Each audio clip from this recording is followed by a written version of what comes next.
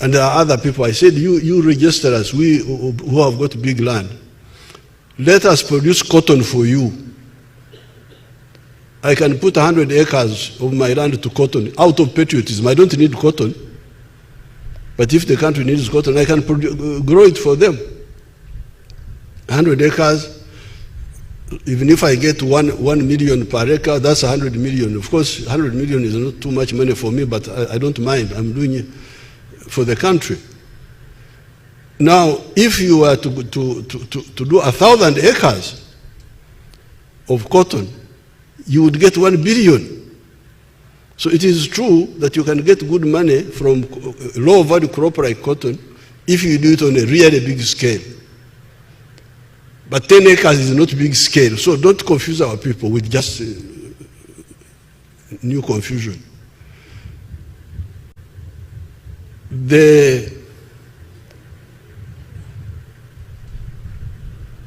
It is extensive agriculture versus intensive agriculture. For me, anything less than 20 acres, this is the problem of Busoga, because we told our Busoga people, please, ebikado,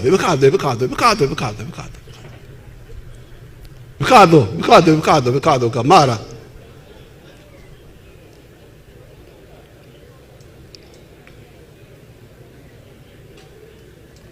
Ebikado, how much are you getting from 1 acre? First of all, ebikado don't mature for 2 years. 18 months, the ebikado is still growing. When you harvest it, omusoga alirudawa. Mweno omusoga wano bwino kyakulaga idano tukobere ekibalo ky'ebikado.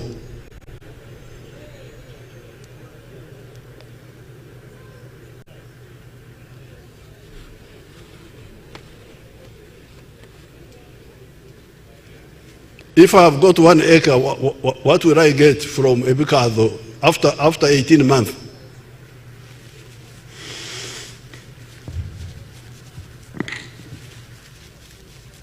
Your Excellency, if you have 1 acre and you plant and wait for 18 months,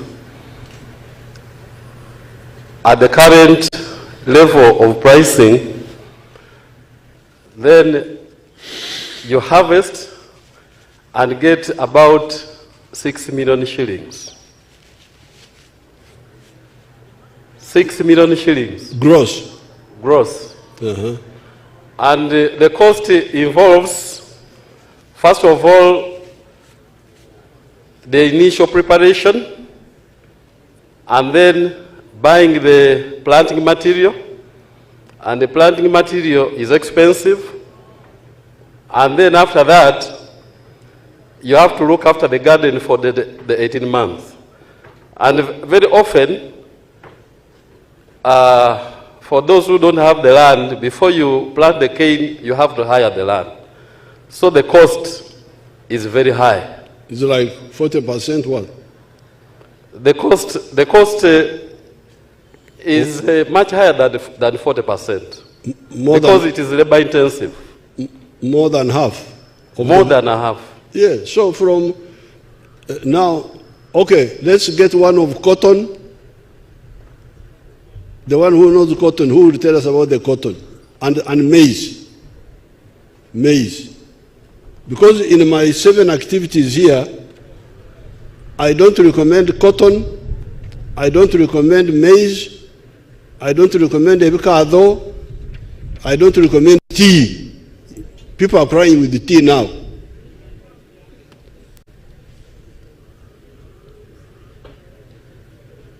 Excellency, I can talk about the maize. How much would I get from 1 acre in a year in maize? Maize for 1 acre. An acre? 1 acre of maize, you get about 2 million shillings for a season. If you have used very good practices, Yes, I'm talking from experience because I grow maize myself. The last season, I got 2 million per acre. However, the cost of per acre, Honorable members, can we have some per silence? season. 2 million per acre per season. So that's 4. If you have very good practices, So that's 4. using good seed, using either manure or fertilizer, so that you get about 4 million in a year. Yes, about 4 million in a year. And the costs? And the cost would go to about 3 million shillings. Out of the 4? Out of the 4 million. So 1 million.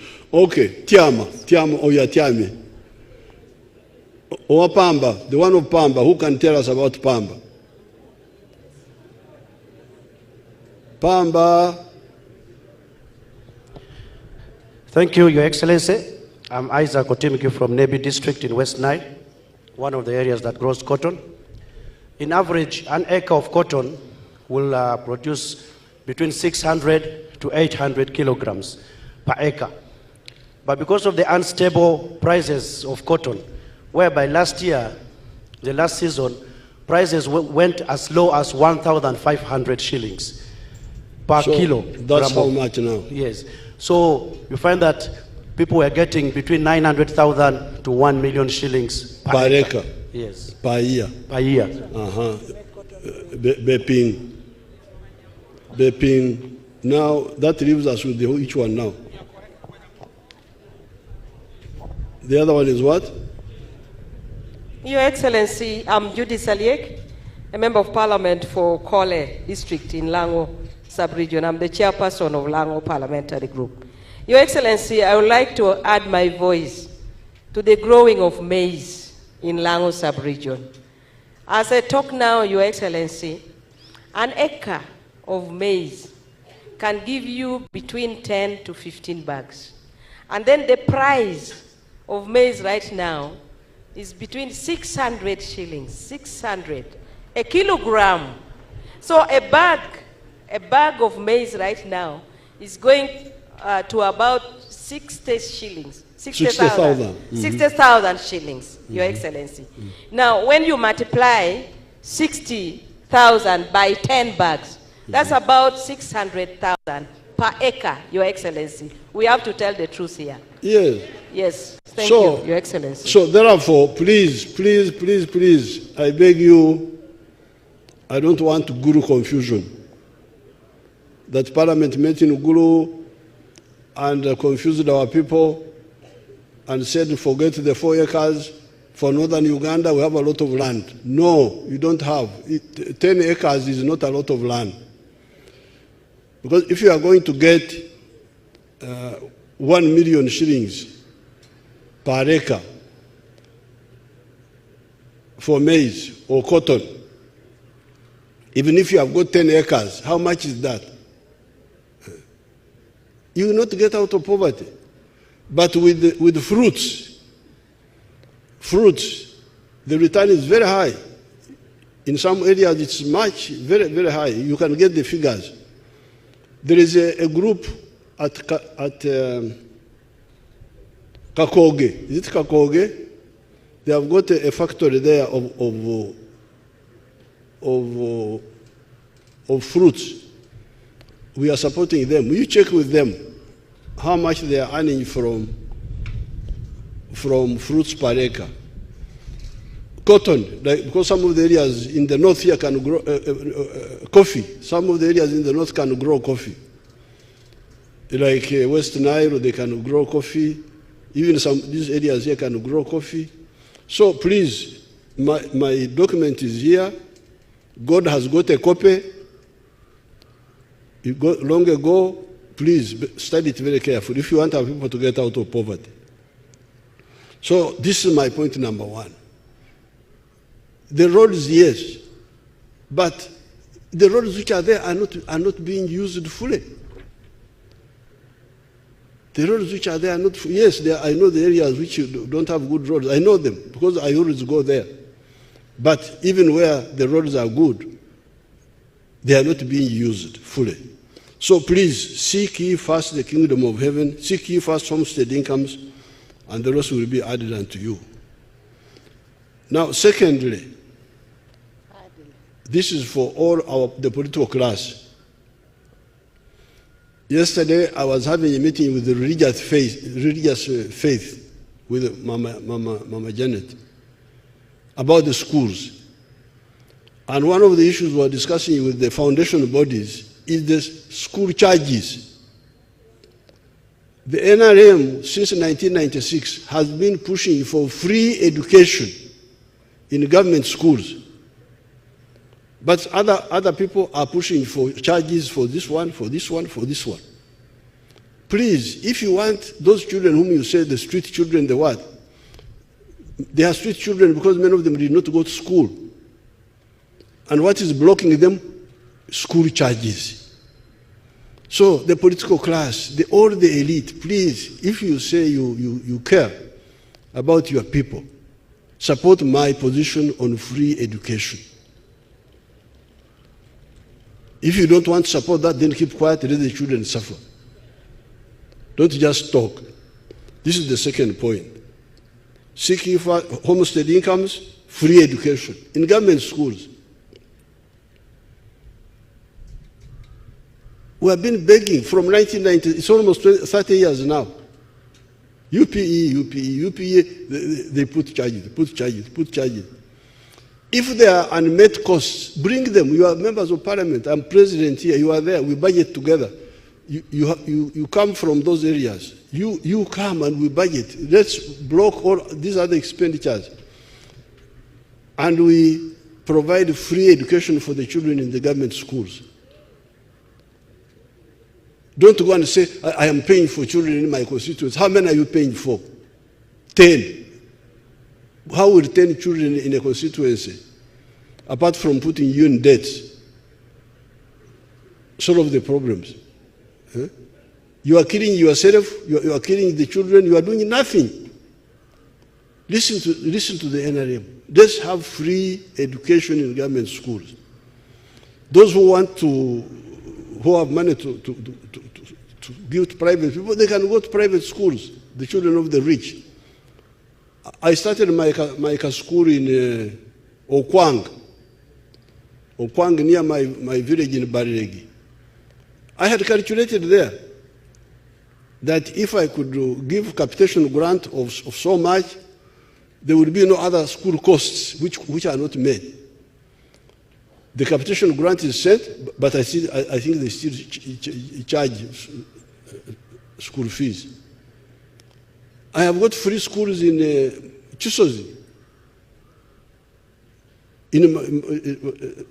They don't pay any cost. They study.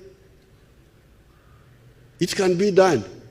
So, free education, if we want our people to get out of poverty. Infrastructure, I totally agree, especially the railway.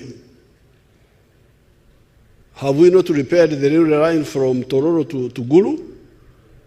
Is it not repaired? They were repairing it. What happened? Works, Echweru.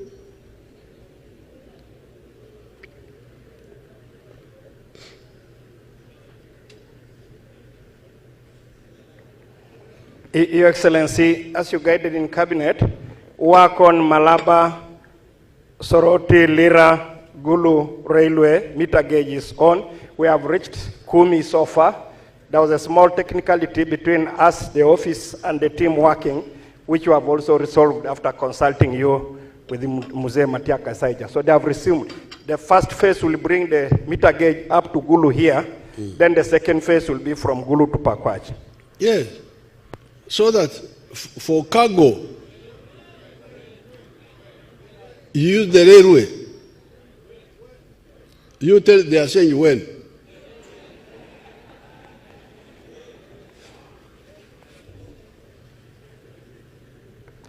Just like I've indicated to my honorable colleagues. The estimated time, we call it ETD, estimated time, ETA, estimated time of arrival. What is the estimated time of arrival? To come up to Gulu, Mzee, will take us a few more months. I don't have it readily available with me. You check before you leave tomorrow, tell them. I will do that. So, now, the other infrastructure which is crucial, which is already in place, is health. You see the way NRM works, we use small, cost-effective solutions. We're able to provide security with very little budget. Now with health, our strategy was have health center 3 at the sub-county, at the Jago. Because most of the sicknesses can be dealt with there. Immunization, midwifery, malaria, they can be dealt with there. But instead of people concentrating, and you have seen how immunization has helped public health, immunization. Polio has disappeared, measles have disappeared. All those immunized, the cancer for the girls, if all the girls are immunized against the uterus cancer. So immunization has worked. Where the problem is on the drugs at the health center 3 being stolen. And you all represent constituencies. If you have got a constituency may have about 4 sub-counties, which means you have got 4 health center 3s under you, and maybe 1 health center 4. So if you supervise these together with your network of NRM supporters, even the ones who are not NRM, why wouldn't the curative side work as well as the prevention side has worked? The immunization has worked well. When we undertake preventive measures, things move. It's a revolution. Population of Uganda is now 46 million from 14 million. What was happening before? Ugandans were marrying many women. Where were the children going? They were all going down in the ground. That's how you get the autos. Auto means he followed the people who died, I think. Now, what happened? Why are the children not dying? Because of the just immunization. But there are other measures which can be taken and improve health, like malaria control, sleeping under the bed nets, and other anti-malaria measures should be emphasized by the health managers of the district. They don't. We were able to deal with the guinea worm here in the north. Where is the guinea worm now? It's gone. Guinea worm went because of simply boreholes. Because guinea worm was coming from dirty swamp water, people drinking it. Bilharzia attacks people when they go to collect water from the river.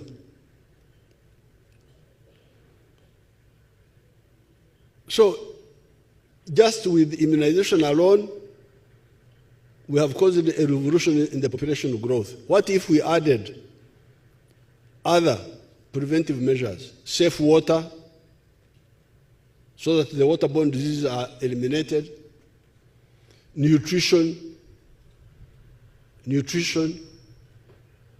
The food is there, but the people don't know what to eat because the health officers at the district don't tell them.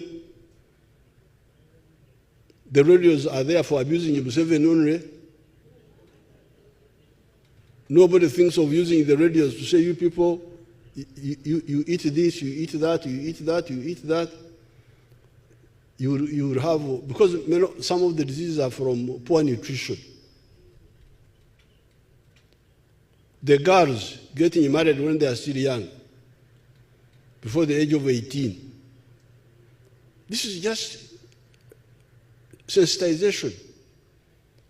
Say a child who is not yet 18 is not old enough to carry children. And it will either cause her problems or cause the child problems. All these preventive measures are there. But we have used only immunization. And you see how much it has helped us. What if we added all the others? So while I note this, the budget, the infrastructure, the infrastructure which you have is already good enough. Let it be fully used. If it is used, you can be sure that many of the sicknesses will be eliminated. Then we remain with the cancers, with the what, with the other diseases which are, and then we remain. But even the diseases of prosperity, or obesity, heart disease, diabetes, the diseases of Jalonyo. When you are rich, you get all sorts of non-communicable diseases. They can also be stopped by exercise. So yes, we can spend more on the health infrastructure, but how about the strategy of health care, which is not just buildings and even drugs? By the time you go on the drugs, you have already lost your health. Now, the other crucial infrastructure element which you should talk about is irrigation. We launched something here near Tochi. That Tochi, what is it about? What are we irrigating there? Can somebody tell us? Tochi.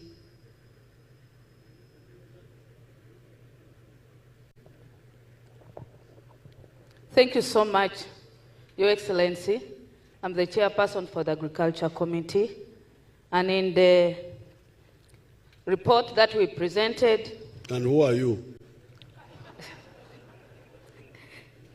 Thank you so much, Your Excellency. I'm Auma Linda Agnes, the woman member of Parliament for Lira District. Auma, Nyara. Thank you so much, Your Excellency.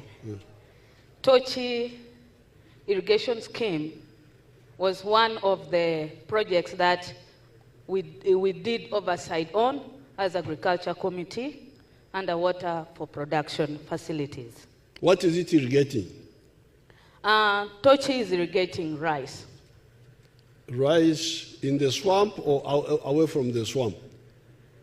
Your Excellency, a scheme is always in the swamp, gazetted by government for rice production. Oh. That's Marach.